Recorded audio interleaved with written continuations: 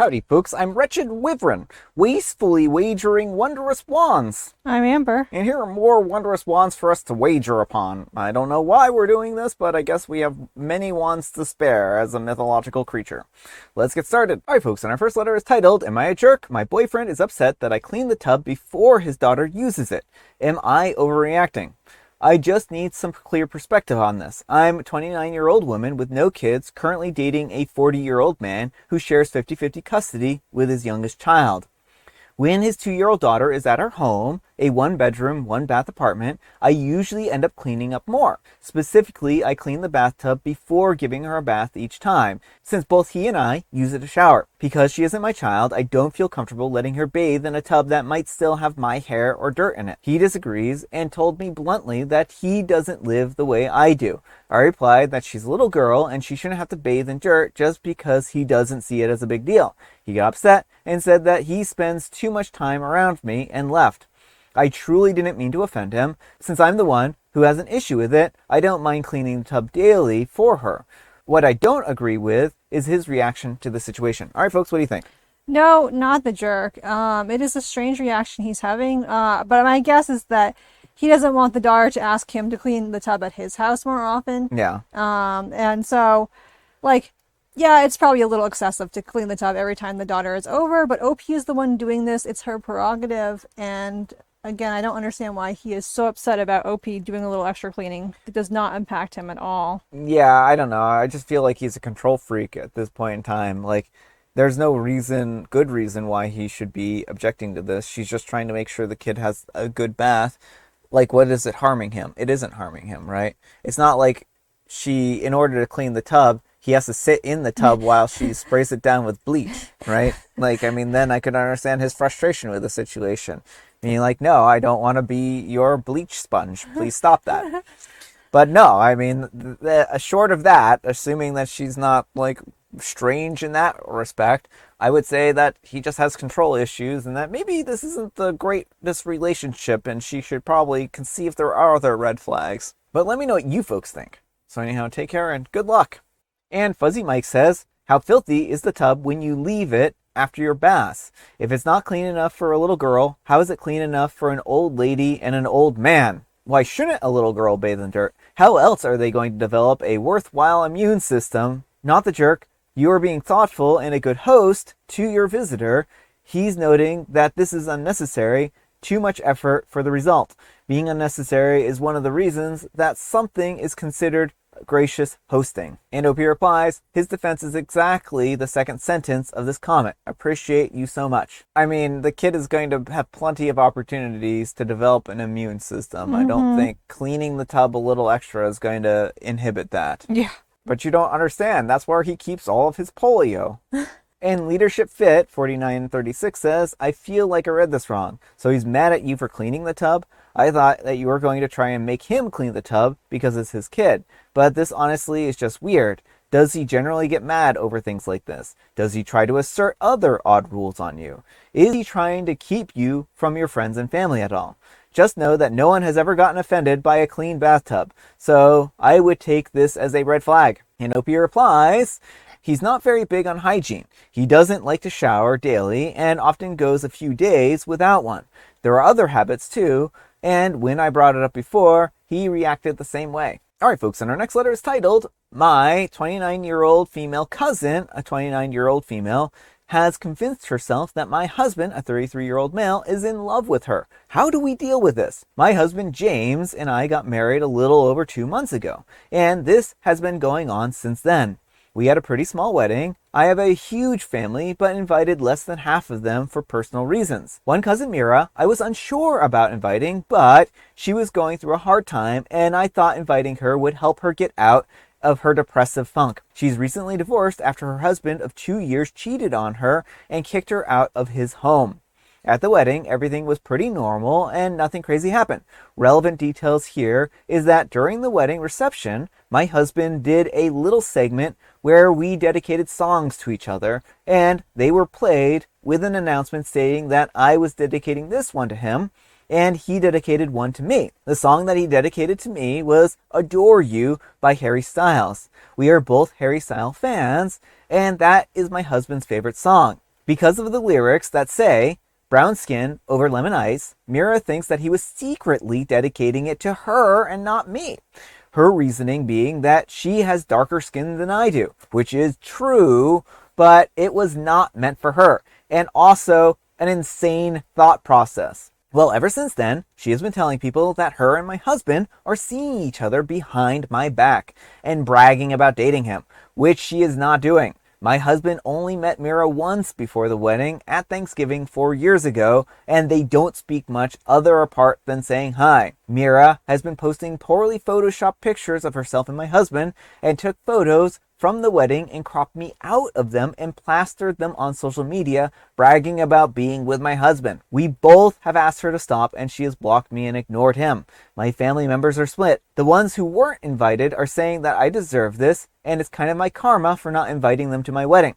My cousins all think that Mira is crazy, and my aunts and uncles who were invited say that I should just ignore her since I know that she's lying. This is driving me and my husband insane. And yesterday, Friday, she showed up at my husband's job to bring him lunch and told everyone that she was his girlfriend, which led to confusion since most of his coworkers know me, and 3 of them were at the wedding. I literally don't know what to do at this point because this is so dumb and insane that I'm dumbfounded.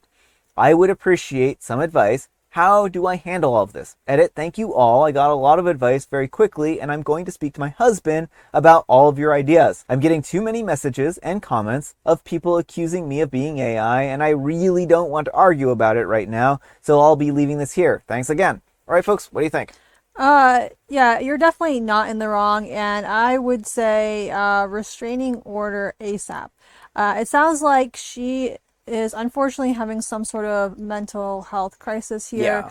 The way she is reading into the song lyrics this much and insisting that she's his girlfriend when they've barely said 2 words to each other, she is not living in reality at this moment.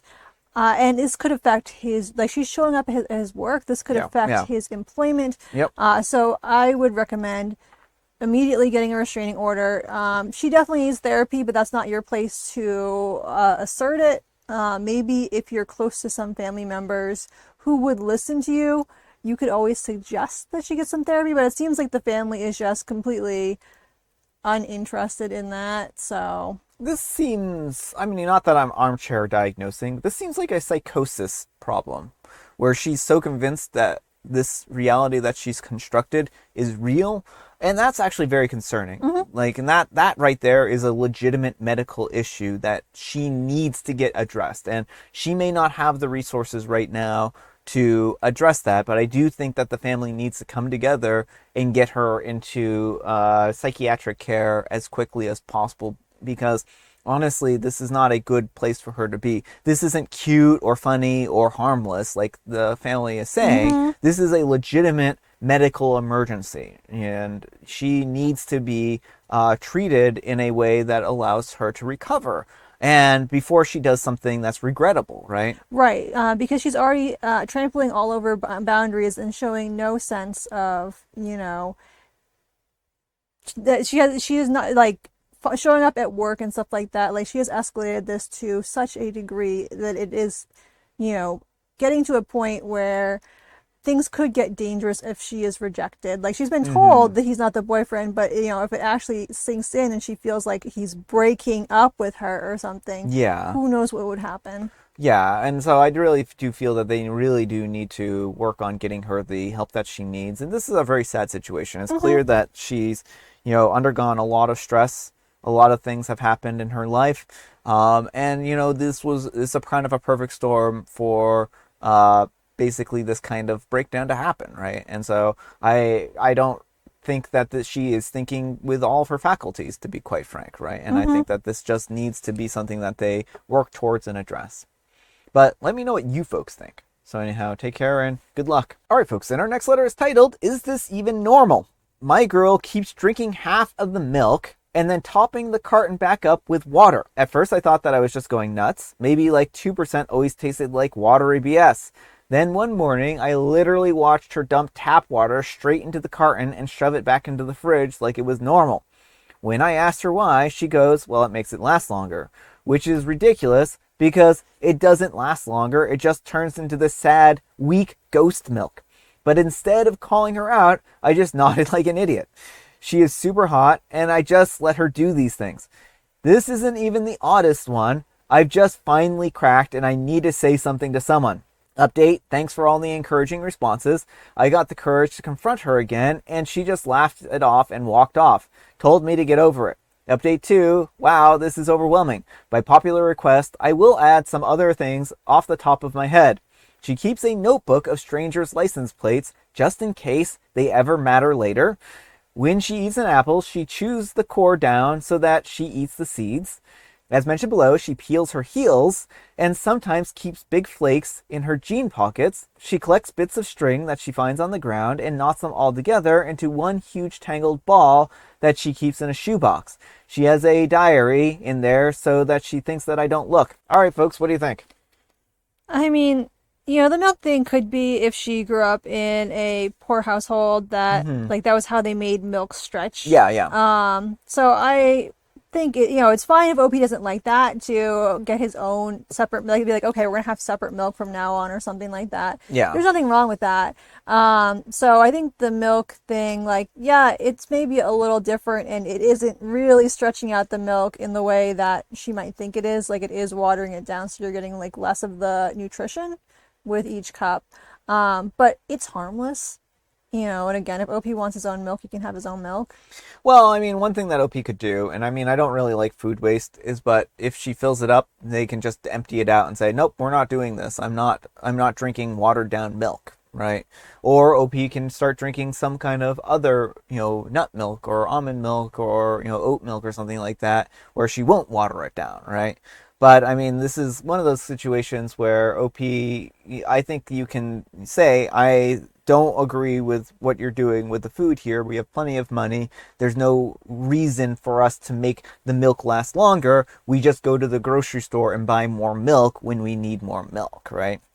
Now, if they're under financial straits, maybe the smart thing would be, if you're like really trying to conserve resources, is to minimize food waste and try to maximize the amount of food that you get out of meals and stuff like that. Actual like steps that you can take. There's powdered milk that you can get. So if you're trying to like save and make sure that milk doesn't spoil and stuff like that, you can get powdered milk and have that as a substitute for milk. There's a lot of different things that individuals can do to make food last longer and stretch further, but watering down milk when one person doesn't want to have the milk watered down and the other one does, like, that just doesn't make a whole lot of sense. Like, again, like I think I agree with you here, where if she wants to have her own carton of watered down milk, have at it, but she needs to stop doing it to OP's milk, right? What do you think of some of these other peculiarities? Like, I don't think that they're nearly as bad as OP paints some of them. Yeah, I mean, again, they come across as a little strange, but that doesn't necessarily mean there's anything wrong with them. People have all kinds of little quirks. I'm not gonna in any position to judge her.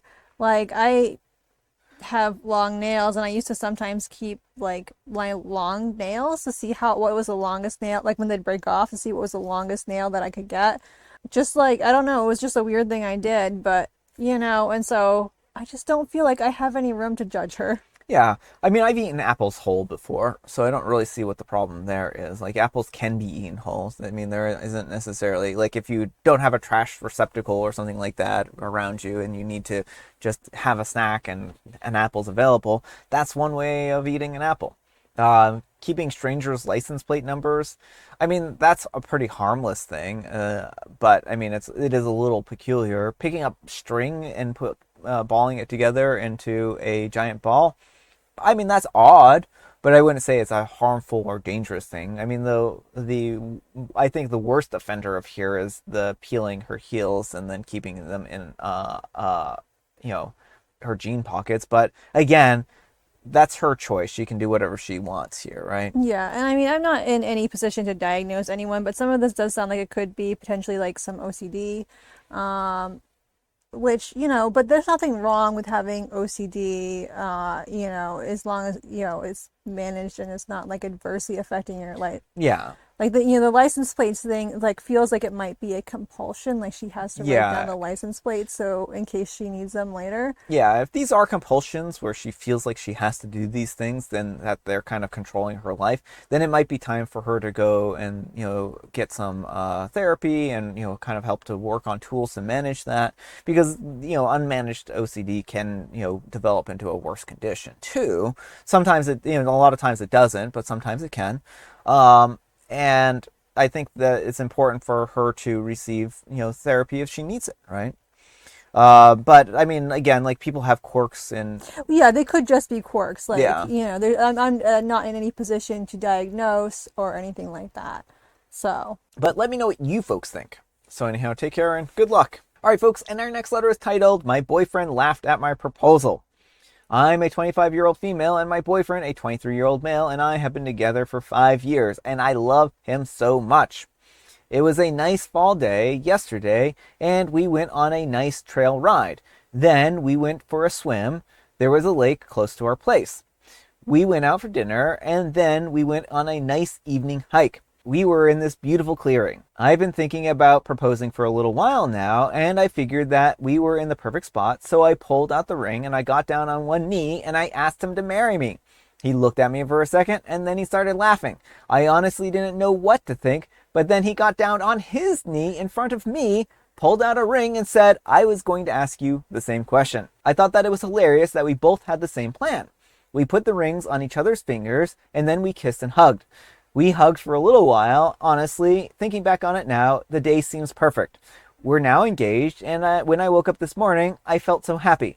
We told everyone about it today, and my parents got so excited. His family got excited too. All right, folks, what do you think of this one? aw, that's so wholesome. I love it. You can't get much more wholesome than that, folks. It's really nice to see these two have a really nice and healthy relationship. I'm glad that he didn't, laugh out of, meanness or spitefulness or anything like that, Yeah, right? like when I read the title, I thought it was gonna go like the toxic masculinity route, but then it was like, oh no, it's a double proposal. That's fantastic. Yeah. So, great minds think alike, right? But let me know what you folks think. So anyhow, take care and good luck. All right, folks, it is tea time. Grab your beverages of choice. I've got some tea right here, and Amber, she has a joke. What might you call vampires who share a crypt?